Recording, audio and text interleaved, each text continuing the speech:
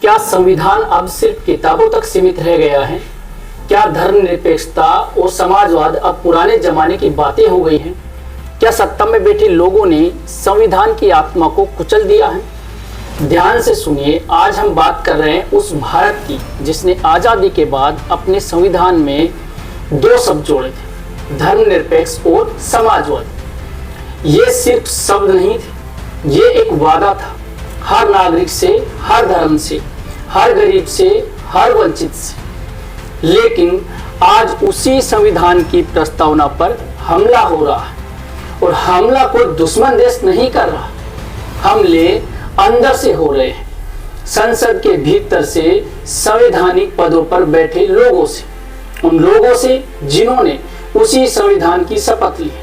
उपराष्ट्रपति जगदीश धनखड़ कहते हैं, धर्मनिरपेक्षता और समाजवाद प्रस्तावना में नासूर है। नासूर? क्या ये वही देश नहीं है जिसने धर्म के नाम पर बंटवारा झेला? क्या हम भूल जाएं कि इस देश को जोड़ने वाला एक ही धागा था, धर्मनिरपेक्षता? अगर ये शब्द न होते तो क्या दलित को न्याय मिलता? क्या मुस्लिम, सिख, ईसाई, जैन, बौद्ध सबको सम्मान का अधिकार मिलते? क्या मजदूर, किसान, बेरोजगार समाजवाद की छाव में सुरक्षित महसूस कर पाते? फिर आज इन शब्दों से इतनी चिढ़ क्यों आरएसएस और बीजेपी बार बार इन दो शब्दों को हटाने की कोशिश करते हैं? क्यों सुब्रमण्यम स्वामी सुप्रीम कोर्ट में जाकर कहते हैं इन्हें हटाओ?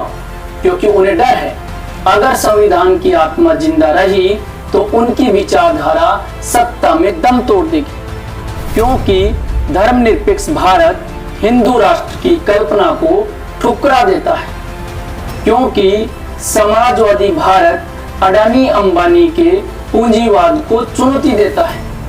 इसलिए संविधान को बदनाम किया जा रहा है, धर्मनिरपेक्ष को गाली बनाया जा रहा है, समाजवादी को मजाक बनाया जा रहा है, और हम खामोश हैं। हम खामोश है क्योंकि हमें बांट दिया गया है, मंदिर मस्जिद के नाम पर, जाति पात के नाम पर, भाषा और क्षेत्र के नाम पर। लेकिन अब समय आ गया है संविधान को सिर्फ किताबों से नहीं, दिलों में जिंदा रखने का समय। अब ये तय करने का समय है, हम भारत के नागरिक हैं या किसी विचारधारा के गुलाम। जब सुप्रीम कोर्ट ने कहा था कि संविधान की मूल संरचना बदली नहीं जा सकती, तो उन्होंने धर्मनिरपेक्षता और समाजवाद को भारत की आत्मा माना था। लेकिन आज सत्ता पक्ष के नेता खुलेआम टीवी पर कहते हैं कि अब भारत को हिंदू राष्ट्र घोषित कर देना चाहिए। कोई रोक नहीं है, कोई शर्म नहीं है।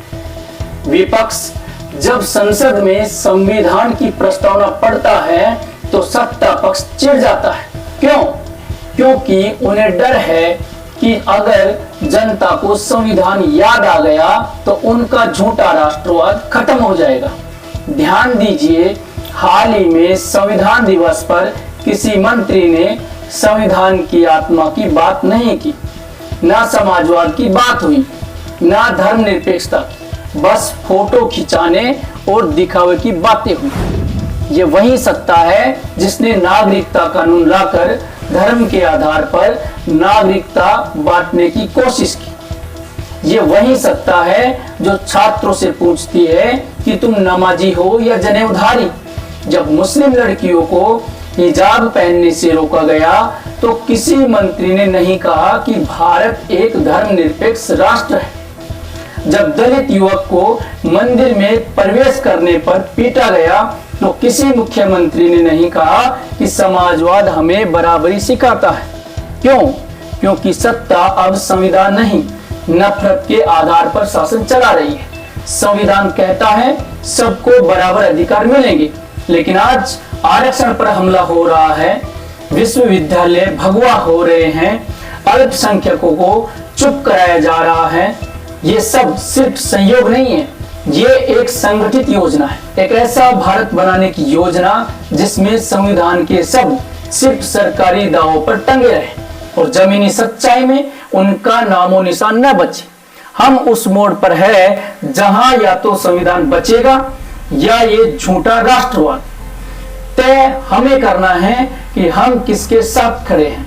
आज जब देश में बेरोजगारी रिकॉर्ड तोड़ रही है, तब सरकार मंदिर निर्माण को सबसे बड़ी उपलब्धि बता रही है।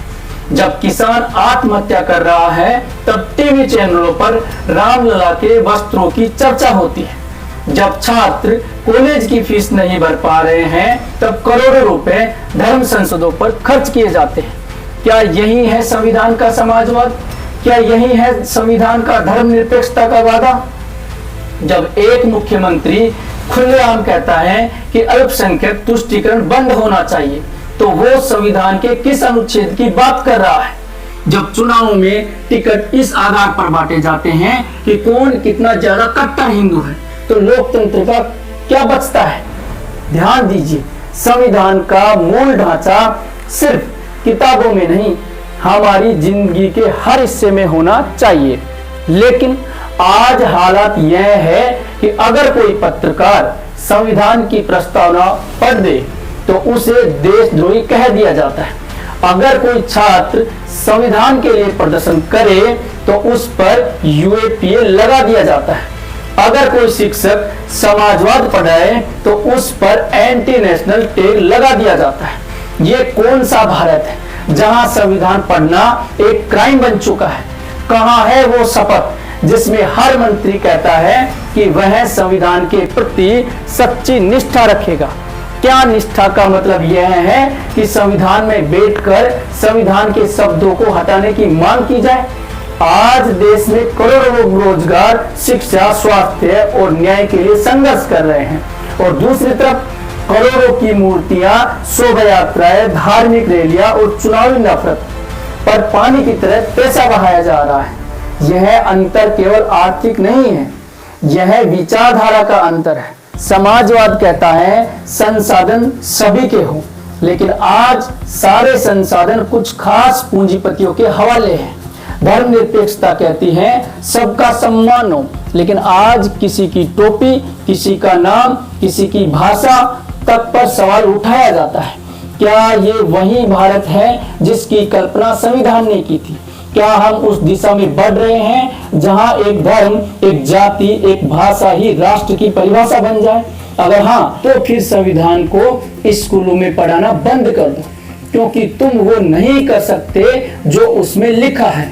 जब विश्वविद्यालयों में भगवा झंडे फहराए जाते हैं, तब कोई नहीं पूछता कि क्या यह संविधान का आदेश है।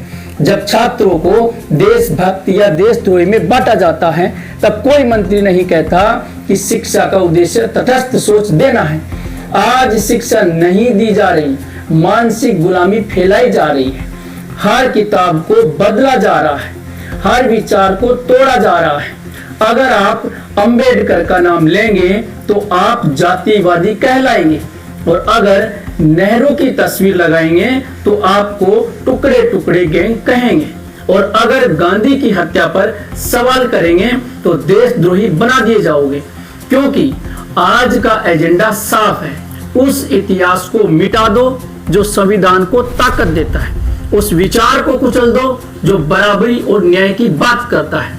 अब बात करें न्यायपालिका की, जहां कभी संविधान की आत्मा जिंदा रहती थी, लेकिन अब जब कोर्ट में मामले सालों तक लटकते हैं और नफरत फैलाने वाले खुलेआम मंचों से जहर उगलते हैं, सुप्रीम कोर्ट तक को कहना पड़ता है कि हम निराश हैं कि कोई कार्रवाई नहीं हो रही। ये निराशा सिर्फ कोर्ट की नहीं, पूरे देश की है, क्योंकि आज न्याय भी सत्ता की मर्जी से चलता है। कौन जमानत पाएगा, कौन जेल जाएगा, यह कानून तय नहीं करता, सत्ता तय करती है। अब मीडिया की बात करें, जो कभी लोकतंत्र का चौथा स्तंभ था, लेकिन आज टीवी पर संविधान का जिक्र नहीं होता, सिर्फ धर्म का जहर फैलाया जाता है। बेरोजगारी नहीं दिखती, मुसलमानों की दाढ़ी जरूर दिखती है। महंगाई पर बहस नहीं होती, लव जिहाद पर चीख होती है, और जो पत्रकार संविधान की बात करता है उसे जेल में डाल दिया जाता है। क्या यही है संविधान की अभिव्यक्ति की स्वतंत्रता? क्या यही है प्रेस की आजादी? संविधान कहता है कि नागरिक को बोलने, सोचने, विरोध करने का अधिकार है, लेकिन आज हर विरोधी आवाज को राष्ट्र विरोधी कहा जाता है। हर आंदोलन को विदेशी साजिश बताया जाता है। हर नागरिक को डराया जाता है कि चुप रहो वरना देश के खिलाफ माने जाओगे। यह डर सत्ता का सबसे बड़ा हथियार बन चुका है और यह डर तब तक रहेगा जब तक संविधान की जगह सिंहासन को पूजने की संस्कृति चलती रहेगी। अब सवाल यह नहीं है कि संविधान खतरे में है या नहीं, अब सवाल यह है कि हम किस ओर खड़े हैं, संविधान के साथ या सत्ता के साथ, धर्मनिरपेक्षता के साथ या धार्मिक कट्टरता के साथ, समाजवाद के साथ या अरबपतियों के साम्राज्य के साथ। क्योंकि अब बीच का रास्ता नहीं है। अब जो चुप है वो भी दोषी है और अब जो तटस्थ है वो भी पक्ष में गिना जाएगा। संविधान की प्रस्तावना सिर्फ कागज नहीं, ये जनता का घोषणा पत्र है। ये बताता है कि भारत कैसा देश होगा, सबका, बराबरी का, न्याय का, आजादी का। अगर इस प्रस्तावना से छेड़छाड़ की गई तो समझो भारत के वजूद से छेड़छाड़ की गई और यह छेड़छाड़ शुरू हो चुकी है। आज संविधान को राष्ट्रगीत से बदला जा रहा है, प्रस्तावनाओं को झंडे से ढका जा रहा है, विचार को नारों में डुबोया जा रहा है। अगर हमने अब भी आंखें मूंद ली तो कल हमारे बच्चों को वही पढ़ाया जाएगा जो सत्ता चाहेगी। फिर ना संविधान बचेगा, ना सवाल करने की आजादी, ना बराबरी बचेगी, ना भाईचारा। भारत एक बाजार बन जाएगा, कुछ पूंजीपतियों का, कुछ राजनेताओं का और बाकी सब उनके ग्राहक या गुलाम।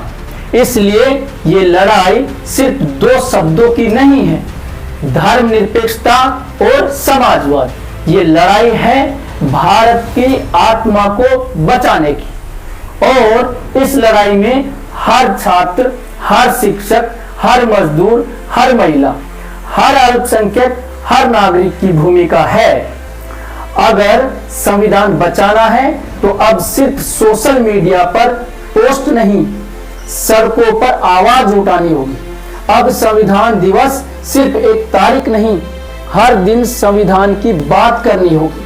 अब हर स्कूल, हर कॉलेज, हर गली, हर मंच से प्रस्तावना पढ़नी होगी ताकि हर बच्चे को याद रहे कि वो किसी धर्म के नाम पर नहीं, संविधान के नाम पर भारतीय है। और अगर कोई सत्ता, कोई संगठन, कोई विचारधारा संविधान को मिटाने की कोशिश करे तो उसे साफ कह दो, हम भारत के संविधान के साथ हैं। यही हमारी सबसे बड़ी देशभक्ति है। जय हिंद, जय भारत।